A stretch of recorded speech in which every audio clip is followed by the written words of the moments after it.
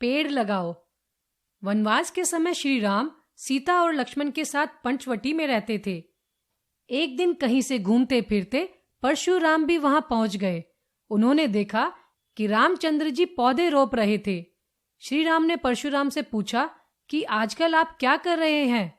परशुराम ने अपने द्वारा किए गए कार्यों के बारे में बताया। उस समय वे जंगलों को काटकर बस्ती बसाने का काम कर रहे थे। रामचंद्र जी ने उनकी बहुत प्रशंसा की। दूसरे दिन परशुराम वहां से लौट आए। अपने आश्रम पर पहुंचकर उन्होंने ब्राह्मणों को बुलाया और उनसे कहा, श्री राम मेरे गुरु हैं। मेरी प्रथम भेंट उनसे धनुष यज्ञ के समय हुई थी। तब उन्होंने मेरा मार्ग ही बदल दिया था। तभी से मैं उनकी सेवा में लगा हुआ हूं। इस बार उन्होंने आपको क्या उपदेश दिया? एक ब्राह्मण ने पूछा। इस मुलाकात में श्री राम ने मुझे कोई उपदेश नहीं दिया, लेकिन वो जो काम कर रहे थे उससे मुझे बहुत बड़ी शिक्षा मिली है। तभी एक दूसरे ब्राह्मण ने पूछा, ऐसा वे क्या कर रहे थे?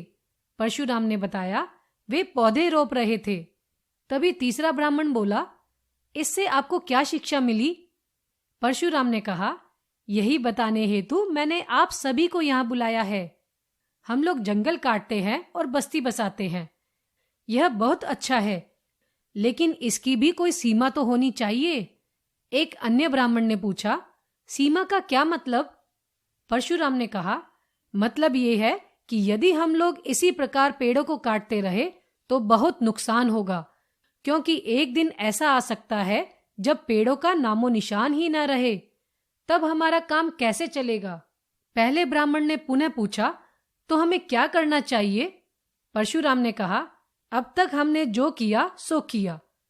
अब हमें पेड़ काटने का काम बंद कर देना चाहिए। सभी ब्राह्मणों ने एक साथ कहा, तब हमें क्या करना चाहिए? परशुराम ने कहा, पेड़ों को काटने के बजाय हमें पेड़ों की रक्षा का काम करना चाहिए।